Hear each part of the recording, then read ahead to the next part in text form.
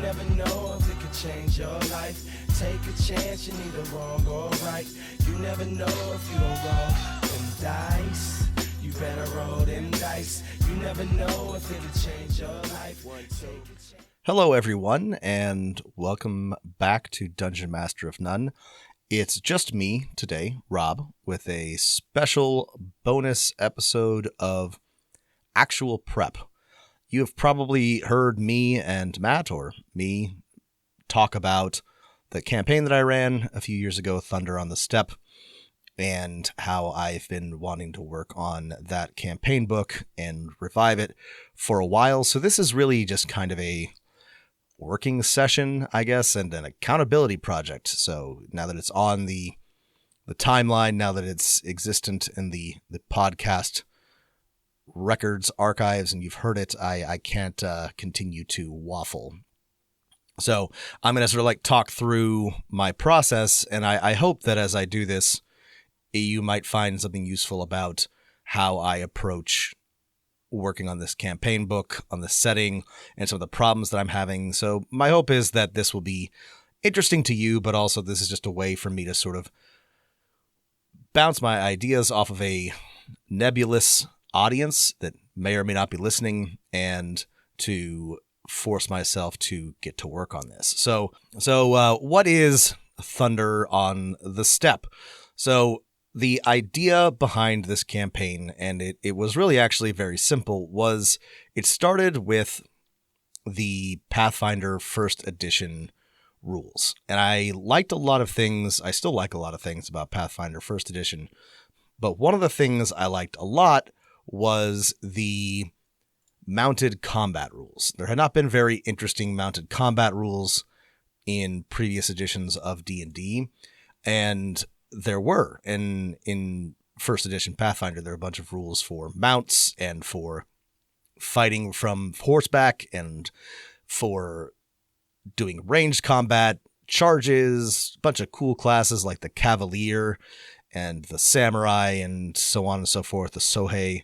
And I really liked that. I really wanted a campaign that took advantage of those rules, but most campaigns are sort of centered on dungeons, or at least some sort of dungeon crawl. And Kingmaker might have been a good option for this, but I had already played through Kingmaker a couple of times, and even during the initial hex crawl part, it does eventually become kind of a dungeon crawl, or there are a lot of dungeon crawls wherein having a horse or something is more of a liability than an asset, or at least it feels very silly. So I wanted to work on a homebrew campaign that took advantage of those rules. And I was also, at the time, I think, taking a course in grad school on the Mongol Empire. And so there was really sort of like an obvious connection between the two, and an obvious next step, which was to write a campaign setting, to design a campaign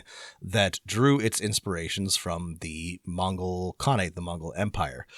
And so that's what I did. I also, and this was not a deliberate choice, but as I started working on it, I really decided I liked it. I also centered orcs and half-orcs in this campaign because I like them. I think they're neat. I think that they're kind of they've been relegated to, some vaguely racist stereotypes, or just treated as monstrous enemies to fight. And I think that they're just kind of interesting. I always like to rescue things like the orc from their place as just a generic enemy. And so I started working on this campaign where the Orchok Khanate was ascendant over the steppe lands and had created this grand empire, and he united all the lands under one banner. And I also wanted this campaign to hinge on one of the most pivotal moments that I see, or sort of an analog to one of the most pivotal moments in history, which is the death of Ogadai Khan in 1241. And the death of Ogadai caused Baku Khan and Gormuk and some of the, not Gormuk, McCormick is a guy I made up. Baku and a couple of other Khans who were in the process of pushing deeper into Europe to turn around and return to Mongolia to help decide who was going to be the next Khan. There's a lot of discussion about how important this is, but it is a really pivotal moment, and maybe the reason why the Mongols did not make it further into Europe. And so I wanted to set a campaign at a sort of like similar moment, at the death of a powerful Khan and the decisions that would be made after that, and the players could be involved in deciding the future of the empire. So that's sort of the grand idea behind the Thunder on the Steppe campaign setting. Now, there's a couple of things about that you may have figured out are now kind of trickier than when I had first started working on it, which is one, that I don't run campaigns in first edition Pathfinder anymore. And I'm not against it, but I probably wouldn't return to that. I like second edition more, and I might want to run it in an entirely different campaign.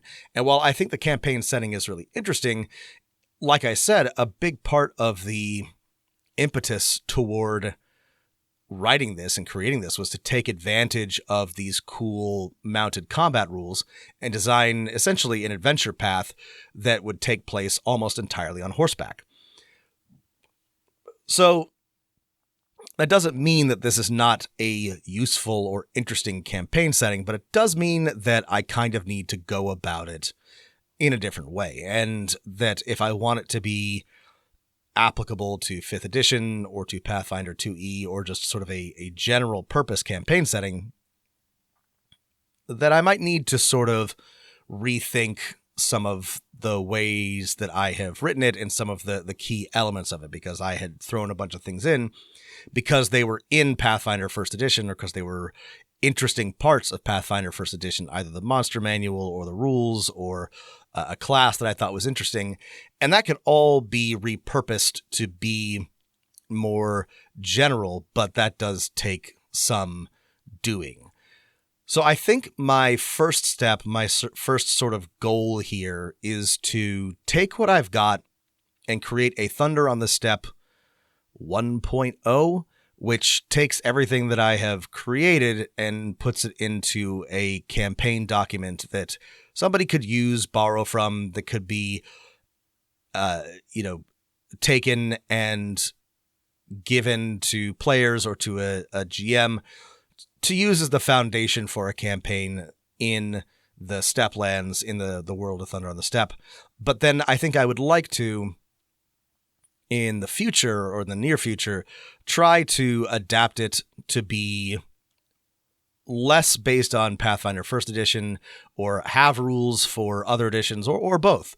But I want to make some changes. You know, if I were writing a campaign setting from scratch, if I weren't basing it off of Pathfinder, like I wouldn't have orcs. I wouldn't have Vancian casting. I wouldn't have magical swords probably, or at least not the kinds of magical swords that you have in D20 games. I probably wouldn't have any dungeons at all. You know, it would be a whole different type of document. And this is something that we bring up all the time, but like I like how TTRPGs help you derive the story and create the narrative. And that is what they did with Thunder on the Steppe and the campaign that I ran and the campaign setting that I built. But now that I am not as interested in running it in that system, I need to make some changes. But rather than get stuck and do nothing and let it flounder as it has, I'm going to take this big chunk of stuff that I have and try to wrangle it into something useful. It'll obviously be most useful if you want to take it and run it in a Pathfinder 1st edition campaign, but it still has a lot of use if you're going to use it for a different type of game or even a different setting or different system. I think there's a lot of interesting stuff here. I put a lot of effort into it. I still like the idea of a TTRPG adventure that takes place on horseback, where everybody is a rider. You know, part of what I thought was cool about it was that the Mongol Empire brought together all of, like, you know, it spanned from, you know, Austria to Japan. And so you could have a mounted knight and a Mongol archer and a samurai and a Sohai and a Mamluk and all these different warriors and adventurers and people of interest from all over the known world that might form an adventuring party. And I still think that's a really cool idea. And I still think that there's a lot of good stuff there to work with. And so I don't want to abandon the idea or the setting, but I want to make some changes. But I think step one, like I said, is to make what I've got usable. And so I'm gonna try to talk my way through that. So what I have here, and when I release this, hopefully I will have some initial thing to share to show you sort of what it looks like. But I have a player's guide and I have just sort of like a general gazetteer. And we've talked a lot about what we like about campaign settings and what we want to see in a campaign setting. And I think the gazetteer is really important. And I think that a player's guide is critical, something that in a much shorter space tells your players what they're getting, what they're looking at, and what to think about when they are creating their characters. Now, I have too much here. So my problem is that I need to sort of narrow this down into something that is more digestible. I also really should cut. I have a bunch of rules about city rules, city stats. Again, this is Pathfinder first edition.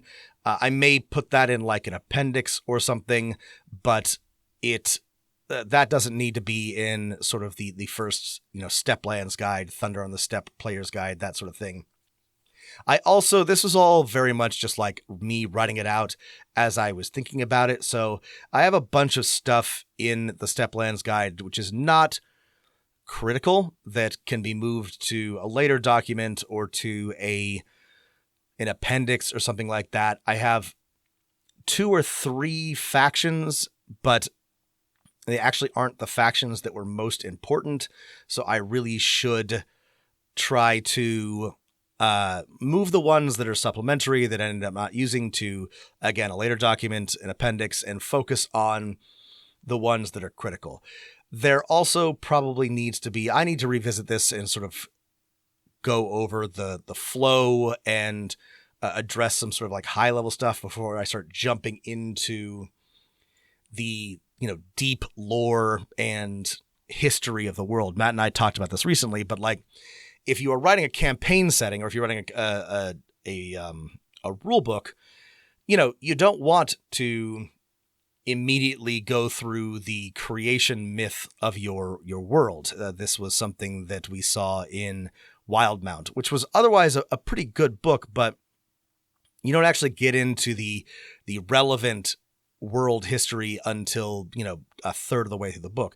I do think that there is a place for that in a setting book, and so I'm going to keep it, but I think that what I need to do is I need to go back to this, explain the idea behind the setting like I have just done to you, what's interesting about it, why you would want to play in this, what sort of games, what sort of adventures does this allow you to tell, as well as sort of like a list of inspirations and other things to read or to watch or to listen to that might help you think about the type of game that Thunder on the Steppe would lend itself to. So start there and then get into sort of the, what does this world look like? And I have, there are 4 or 5 main regions of the Steplands of Thunder on the Steppe. There is the steppe itself, which is where the Orchok Khanate exists.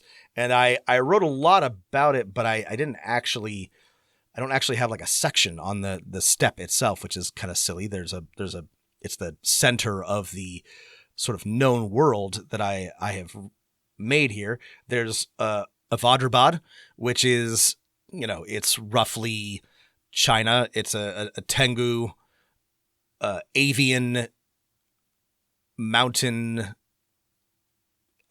empire that was the first thing that the Orchok conquered. There's Ignatia Major, which is very roughly the Khwarazm Empire, or one of the early like Turkish states. It's the the Middle East. There's deserts and jinns.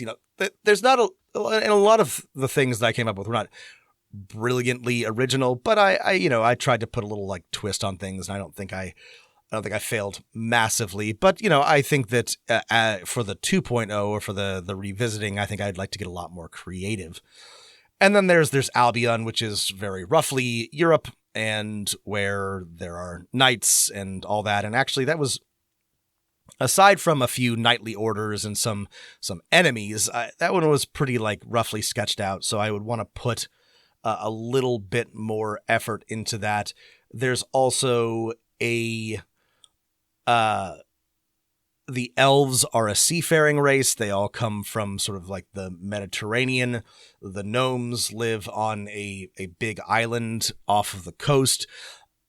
So again, I would not, if I were starting from scratch here, have all of this sort of like racial essentialism. I probably wouldn't have all of these D&D species in the first place, but I don't need to sort of reinvent the wheel here. I have other things that I'm working on where I get to be a little bit more creative, and there's still a lot of interest and value here. And just because that's not exactly what I'm excited about in the moment doesn't mean that there's nothing useful or interesting here. And I can borrow ideas and changes that we have, worked on throughout the last few years, incorporate a bunch of the advances in how we talk about D&D species and how we approach these different cultures from Pathfinder 2e and from 5e and all that. So I'm going to do that. But so I think the first step is to revisit this and to write, start with, here's what you're looking at. Here's why you might want to play in this. And then here's the Orchok and the steppe and the sort of like center of the world, like the most important people, the most important cities, factions. One thing that I didn't do as well as I would have liked, that I think that I would like to do better as I revisit this, is there were a lot of cool NPCs, but I kind of just threw them together or made them up on the fly or just wrote down a name and a couple of things. And I would like to put a lot more NPCs into the document when it that you will actually see, or that I will actually present to people. And I would also like to put a few more factions, minor factions, because I love a secret society. I have a bunch of these big global, basically conspiracy groups that are working throughout the steppe and elsewhere, but I also want to include some of the smaller scale stuff. And this was a problem. This is a consistent problem that I have as a game designer and a writer, is that I often tend to, bring in all of these different bits and, grand conspiracies and connections from all over the world. And that stuff is fun, but also I also can't neglect the little stuff. I think that's also very important. And so, as I am going through this, I want to focus on that a little bit more. So, as we're talking through this, or as I'm talking through this with you, I'm getting sort of a checklist of things that I want to work on. And if we're looking for, and the purpose here is to get sort of like a minimum viable product, right? And so if I want a GM to be able to take this and mine it for ideas, or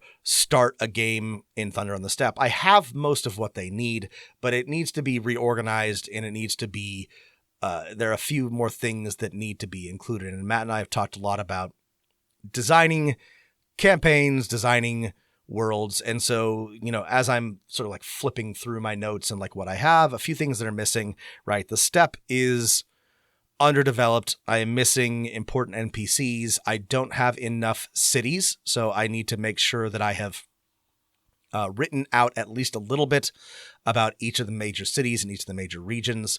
I don't have enough small factions. I need to make sure that I include things like, local guilds and nobility and religious groups and, minor orders, all that sort of thing. And I also more or less entirely neglected deities for some reason. I think I had decided that in Thunder on the Steppe, people were they worshipped concepts, and clerics and paladins drew their strength from ideals rather than from a pantheon, which I still think is neat. I'll probably keep, but I should actually like write out and be specific about how religion works, and if your game includes clerics and paladins and other divine casters that draw their power from a certain source, where that source is and how they draw it from. And then I think I need to elaborate a little bit on the what players need to know to get started in this campaign.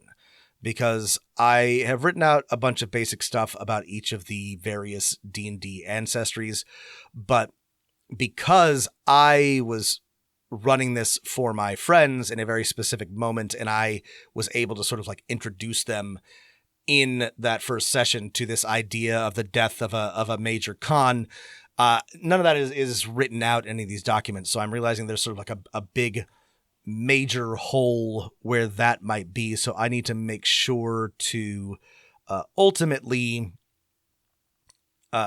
be a lot clearer about, if you're a player, what do you need to know? If you are part of the Orchok Khanate, what your role is. If you're not, how you might be involved with the campaign that you want to run. Is it important? Do you have to be an orc? All these things. No, you don't have to, but etc. So on.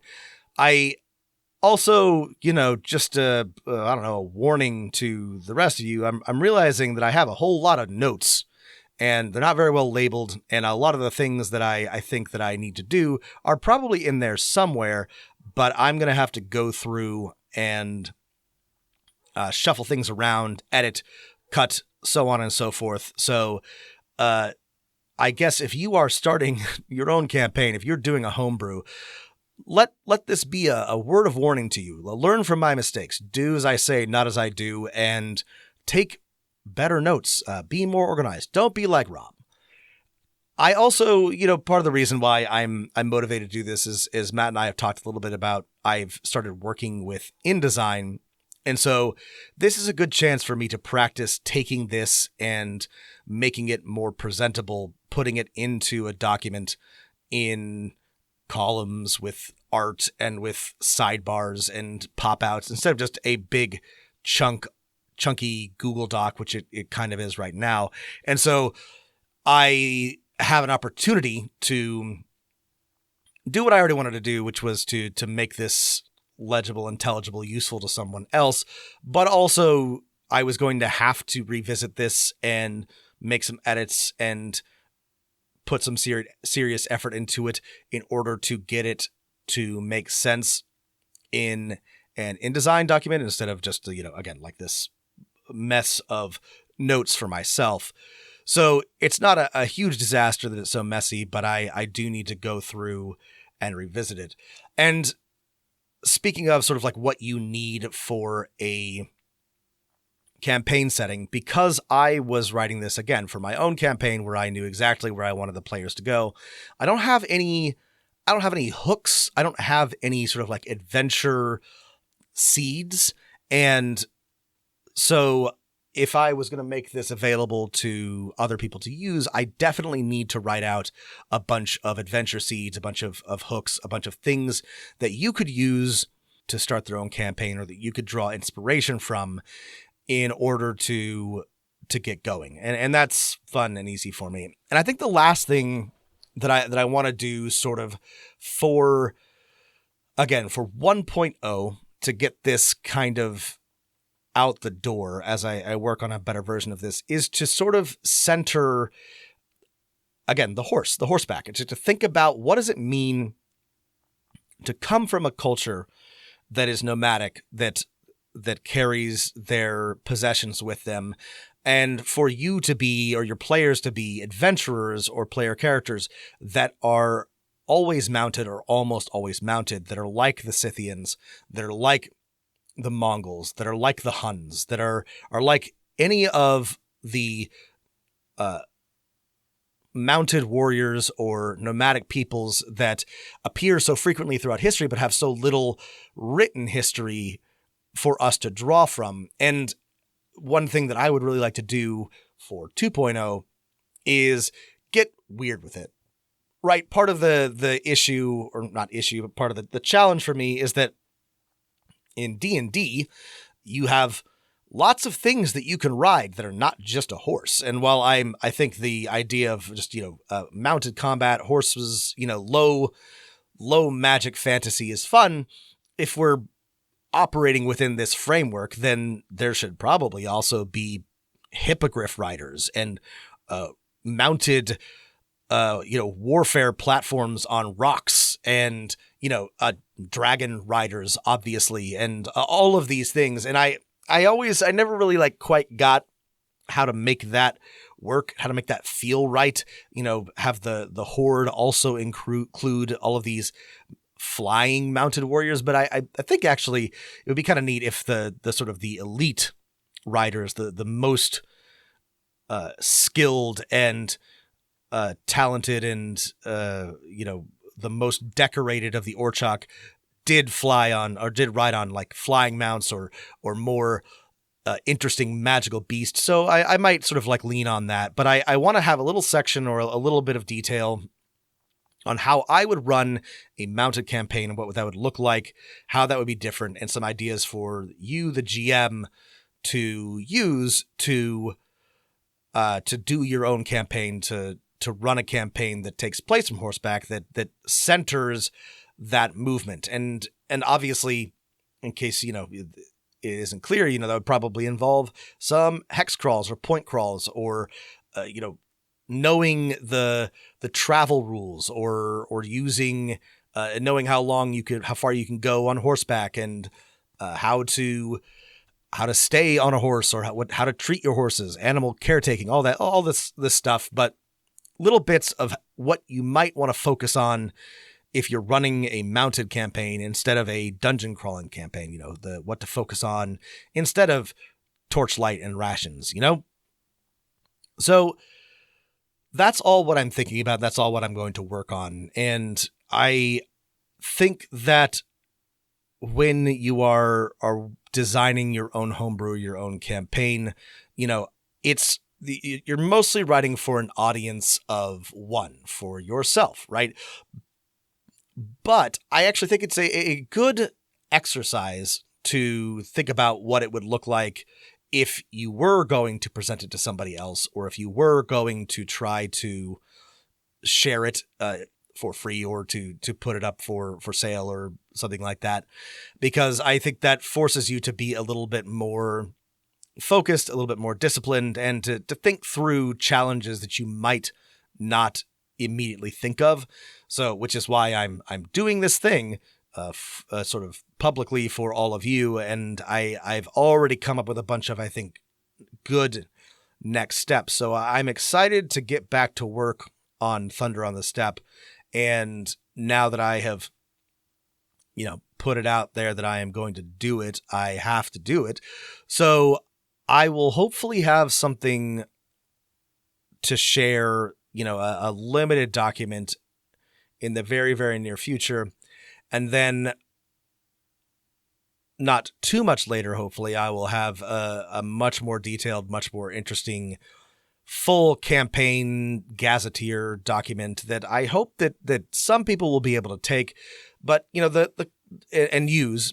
But I think that if there is, defending myself, I suppose, from accusations that I myself am making, the reason why this is interesting and why it perhaps is worth existing and why anyone else might care is because I think that the idea of a mounted campaign is really, really cool. And I don't think that there's a lot of games that really do a good job of addressing or thinking about what it would look like to exist in a world or campaign or play in a world where everybody is nomadic, or the most powerful and dominant people are nomadic, and what it looks like to be a group of PCs that are always mounted and who are doing most of their adventuring or solving most of their problems or existing in the world alongside their horses or their, saber-toothed lions or whatever. So that, I think, is the thing I really want to focus on. But I want to get a little something out the door for people to start to look at and maybe give me feedback on. And then I want to really like spend some time fine-tuning the world, but also fine-tuning the concept and turn this into something a little bit more interesting. So that's where we're at with Thunder on the Steppe. Thank you so much for listening to me ramble about it. If you have thoughts, suggestions, or questions about it for me, please email me at dmofnone@gmail.com or at me on Twitter at dmofnone. Hit us up on our Patreon, bother me in the Discord, and yeah, well, hopefully we'll be seeing something cool soon, and I really look forward to having something to share. So thanks everybody, and keep rolling them dice.